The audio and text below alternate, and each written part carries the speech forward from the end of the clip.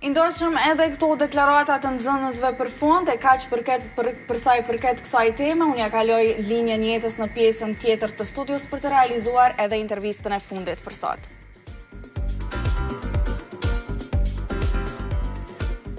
Faleminderit shumë e mira, ndërkaq tani po vazhdojmë edhe me intervistën e dytë për ditën e sotme. Kam kënaqësinë që minutat në vazhdim të flasim për një temë rëndësi, siç është ndikimi i ndotjes së ajrit për shëndetin tonë. E kush më mirë se profesionisti siç është pulmologu Gazmend Zhuri mund të na tregojë për këtë temë. Mirëmëngjesi dhe mirë se erdhe. Faleminderit që je pjesë e emisionit Alar. Mirëmëngjesi dhe mirë se u gjeta. Atëherë kemi me fol për një temë mjaft rëndësishme për shëndetin tonë, që ndoshta ne nuk kemi edhe shumë informacione sa i dëmshëm është kjo ndotja e ajrit për neve. Na trego pak si ndikon ndotja e ajrit në shëndetin e mushkrive dhe në sistemin respirator. Po, ndotja e ajrit ka direkt ndikim në rrugët respiratore, në shëndetin e përgjithshëm, po në sëmundjet respiratore drejt për drejt efekti i ndotjes së ajrit. Ndotja e ajri përmban disa partikuj të dëmshëm për rrugët respiratore, siç janë quhen PM 2.5 dhe PM 10 apo particular matters quhen gjuhën angleze. Janë disa grimca të imta të cilat e kanë aftësinë të depërtojnë në rrugët respiratore. Dhe ato aty shkaktojnë dëme në rrugët respiratore, dëmtojnë qelizat, shkaktojnë kolitje, ngushtim të rrugët frymarrë e kështu me radhë. A kemi ne ajrin të dëmshëm edhe të ndotur në vendin ton tani në këtë kohë? Momentalisht sot është një kohë e mirë, qenë se në kuptimin që ka pas dje erë, edhe ka ra shi, edhe ajri paka shumë në bazë të disa supozimeve të mia që ajri është sot i shëndetshëm relativisht dhe në disa parametrave që i kemi. Po në përgjithësi në Prishtinë dhe në rrethin në Kosova nuk e ka ajrin shumë të shëndetshëm. Edhe ju kujtohet para një muaji kur kishim një periudhë të temperaturave të ulta, kur kishim përdorimin e ndezjes, përdorimin e thëngjillit dhe drurit për ngrohje, dhe kishim një ndotje të jashtëzakonisht të lartë, bile Kosova, vërtet Prishtina, hyni në qytetet më të ndotura në botë në numrin. Fatmirësisht kjo nuk gjati shumë, dhe shpejt u pastru ajri. Po cilët janë ndotësit më të rrezikshëm të ajrit edhe si ndikojnë ato në shëndetin tonë? Po, ajri ka shumë ndotës. Së pari, në qoftë se fokusomi në Kosovë, është prodhimi i dioksidit të sulfurit, monoksidit të azotit, mandej dioksidit të karbonit. Këto janë disa nga ndotësit më toksik dhe më të cilët lirohen gjatë djegjes karburanteve të ndryshme. Për shembull, termocentralet e Kosovës A dhe B, të cilët vazhdimisht ndigjen dhe lirojnë në ajër për pos grimcave të vogla, të cilat e i përmenda, particular matters 2.5, që depërtojnë në rrugët respiratore, e kemi edhe gazne toksike, që thash më herët, dioksidi i sulfurit, pastaj dioksidi i karbonit, monoksidi i azotit, janë disa nga toksinit të cilat drejt për drejt ndikojnë në shëndetin e njeriut, në rrugët respiratore, por edhe më gjerë, edhe në sistemin kardiovaskular. Po cilat janë grup moshat cilët janë më të rrezikuar nga ndotja e ajrit? A janë të moshuarit dhe fëmijët, apo cilat grup moshat më të prekura dhe më të ndjeshme për ndikimin e këtyre ndotësve të ajrit janë grup moshat të reja, do të thonë moshat e reja, fëmijët e posalindur, pastaj fëmijët e vegjël, adoleshentët, si dhe njerëzit e moshuar mbi moshën 75 vjet e më tepër. Dhe këtu janë ato grup moshat kur efekti i këtyre ndotësve është më i madh dhe shkakton probleme më të mëdha.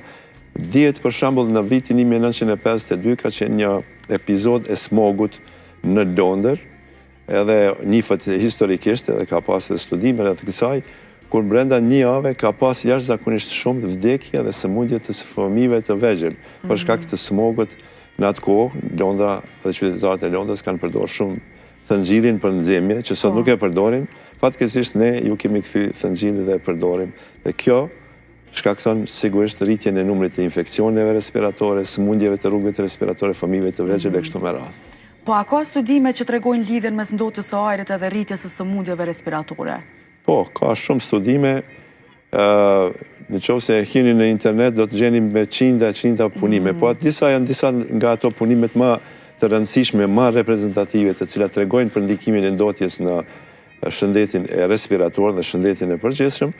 Janë për shembull një studim i viteve 96 në Universitetin e Harvardit, i cili ka krahasuar ndotjen e ambientit në 5 apo 6 qytetet më të mëdha të botës. Pastaj janë studime që janë bërë në Kinë, në Shtetet e Bashkuara të Amerikës, në disa qytete të caktuara, ku është vërejt se si është ndikimi i ndotjes në grupe të mëdha të banorëve. Për shembull, janë përcjellur dikon gjysmë milion banorë në një periudhë të caktuar të kohës dhe është studiuar se sa është efekti i toksineve, ndotsve të ambientit në paraqitjen e sëmundjeve respiratore. Po a mundet me shkaktu ndotja e ajrit edhe sëmundje siç është astma dhe sëmundje të tjera kronike? Konkretisht, në pyetjen e ju isha përgjigjur kështu. Astma dhe bronkiti kronik janë sëmundje të cilat shkakton nga faktorë të tjerë, por ndotja e ambientit u ndihmon që ato të përkeqësohen dhe të përkeqësimet të paraqiten më shpesh. Gjatë periudhës së dimrit, pacientat apo personat të cilët vuajnë nga astma bronkiale dhe ata që vuajnë nga bronkiti kronik obstruktiv, ata gjendja tyre përkeqësohet. Qoftë nga lagështia e tepruar e ajrit, qoftë edhe nga ndotja. Ato grimcat që i përmenda 2.5 millimikron të cilët depërtojnë në rrugët e frymarrjes, shkaktojnë probleme si frymëzënie, kollitje, këlbaz e kështu me radhë. Po ashtu, ataqet apo sulmet e astmës bronkiale janë shumë më të shpeshta gjatë periudhës së dimrit, kur është ndotja më e madhe se sa periudhës në vjedhër e kështu me radhë. Po cilat janë simptomat e para që mundemi me ditë se jemi prekur nga ndotja e ajrit? Me ju tregu të drejtën, është vështirë me caktu se cilat janë simptomet dhe me i dallu prej simptome me sëmundjeve të cilat veç ekzistojnë. Po ashtu është vështirë me bë dallimin në afate më të gjata ndikimin e ndotjes te personat që janë duhanpirës. Ju e dini që në Kosovë duhanpirja është një shprehje shumë e përhapur te të rinjtë dhe të rriturit, edhe është shpeshher vështirë. Por ajo që ka bjen në sy personat dhe njerëzit të cilët jetojnë jashtë në ambiente të shëndosha, kur vinë në Kosovë kanë probleme me sëmundje respiratore. Dhe unë këtë e diktoj edhe në punën time të përditshme. Njerëz tanë që jetojnë në vendet e Bashkimit Evropian edhe në Shtetet Bashkuara në qytete ku nuk ka ndotje, po sa të vinë në Kosovë, thot doktor, unë po kam ankesa, po kam kollitje, po kam këlgjibaz, a thua është për ndotjes, a thua është për këtyre faktorëve. Dhe këtu shihet më së miri efekti i kësaj ndotjes. Po du më ndal pak këtu tek duhanpirja, që thënë na jemi një popull që e konsumojmë shumë duhanin edhe të rinjt, që thashtu. Çfarë mesazhi ke si pulmolog për krejt të rinjt që konsumojnë duhan? Mesazhet gjithmonë i përsëris, se di sa po kanë efekt, po sigurisht që duhani është jashtëzakonisht i dëmshëm për rrugët respiratore, edhe ai përmban shumë faktorë të dëmshëm, qoftë dioksidin e monoksidin e karbonit, e mos t'i numëroj të gjitha substancat kimike kancerogjene, të cilat ndikojnë drejt për drejt në rrugët respiratore. Duhani nuk ndikon vetëm në rrugët respiratore, ndikon edhe në sistemin kardiovaskular, paraqitjen e sëmundjeve të zemrës, siç është infarkti i miokardit, pastaj sëmundjeve të sistemit nervor qendror, aterosklerozës, gjakderdhjes në tru e kështu me radhë. Por veprimi më i madh është në rrugët respiratore. Sigurisht që duhet mos me pi, porosia është e thjeshtë, posaçërisht në moshat e reja, të cilat nga dëshira për t'u treguar se janë më të mëdhenj, se janë të zhvilluar e kështu me radhë, e fillojnë duhanpirjen, e cila pastaj shkakton, kalon në një shprehi, e cila nuk është edhe lehtë të largohet. Mirë, po ndalemi edhe pak tek ndotja e ajrit. A ka ndonjë ushqim ose ndonjë mënyrë të jetesës se si mundet me ndihmu që organizmi me përballu më mirë ndotjen e ajrit? A na ndihmojnë ushqimet në këtë pjesë? Ju them të drejtën, ushqimet drejt për drejt nuk ka ndonjë efekt.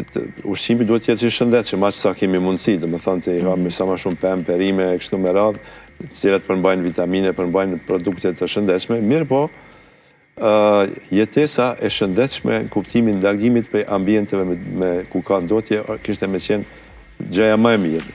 Po tash sigurisht ne nuk mundim të gjithë të jetojmë në për fshatë, në për bjeshke, në për male ku nuk ka ndotje, meqense kemi punën, shkollën, fakultetin në për qytetet dhe aty ku ka ndotje më së shumti.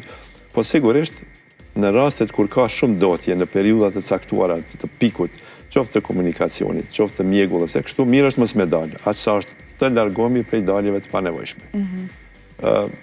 Përdorimi i maskave, sigurisht është edhe kjo një mënyrë, por jo këto maskat që i përdoren medicinalit të thjeshtë, por janë maskat posaçme me filter, mund të blenë në përbanatoret në Prishtinë dhe në Kosovë, gjithmonë, edhe në periudhat të caktuara mund të vendosen. Pra maskat mundën me na ndihmu? Ndihmojnë pak a shumë i nalin ato grimcat e vogla, të cilat janë shumë të depërtueshme në rrugët e frymarrjes dhe mund të pengojnë ndikimin e ndotjes së ambientit në rrugët respiratore. Përpos maskave, a ka ndonjë terapi ose trajtim që na ndihmon në pastrimin e mushkrive nga ndotja e ajrit? Fatkeqësisht nuk ka. Nuk ka. Do thotë ndikimi i ndotësve të ambientit është i drejtë për drejtë në rrugët respiratore dhe nuk ka mundësi se si t'i shërojmë efektet toksike. Në qoftë se është edhe lidhur me dohan pirje, atëherë efekti është edhe më i dëmshëm. Por prej 2 këshillave ndoshta është mirë mos me pi dohan, me ju largu cigareve, që ndikimi i ndotjes të jetë më pak i theksuar se sa kur janë bashkë 2 faktorë. Po a mundet me ndiku ndotja e ajrit në sistemin imunitar dhe me bo trupin më të ndjeshëm ndaj infeksioneve? Po, mundet.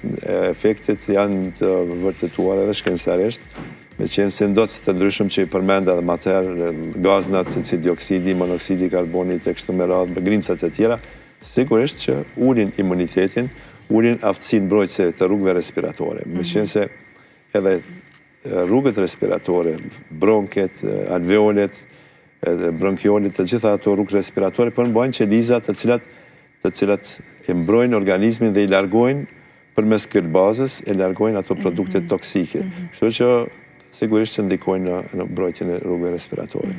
Po cilat masa mundën me u marrë në nivel individual dhe shoqëror për të reduktuar ndikimin e ndotjes së ajrit në shëndetin tonë? Sa i përket mbrojtjes personale apo individuale, si thatë ju, e vetmja mënyrë është largimi nga ambientet ku ka ndotje, aq sa kemi mundësi.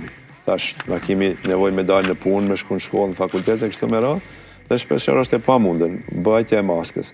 Nga aspekti përgjithshëm shoqëror, sigurisht që është zvoglimi i ndotjes nga organizimi shteti duhet të merret me këtë punë. Sigurisht termocentralet e Kosovës A dhe B i përdorin filtrat, ashtu barem na thuhet, të cilat i pengojnë daljen e këtyre ngrimcave. Dhe përdorimi i energjisë së ripërtishme kishte me qenë gjëja më e mirë, përdorimi i paneleve solare, mandej këtyre ventilatorëve që prodhojnë rrym e kështu me radhë, aq sa ka mundësi. Kosova ka shumë lignit, ka shumë thëngjill, është vendin e 8 apo 9 në botë më sa e di, dhe ne nuk kemi ndonjë burim tjetër alternativ për pas thëngjillit, por duhet të përdorim sa më shumë energji të ripërtishme, të ikim këtu në ndotësve. Duke di që jemi në këto kushte dhe jemi në fund të intervistës, kisha dashur një mesazh për gjithë qytetarët se si munden me u mbrojt nga ndotja e ajrit. Pa i mesazhive që thamë më herët, do të thotë largimi i lëvizjeve në periudat e dimrit ku ka shumë smog, ku ka shumë frekuencë të automjeteve, harum që edhe automjetet janë pashtosh shumë dotës të mëdhej të ambientit në periudat e caktuara. Mos dalja e fëmijëve të vegjël në shëtitje në kohët ku ka mjegull, kur ka, do të thotë, ndotje të ambientit, kur ka shumë komunikacion, si dhe mos pirja e duhanit.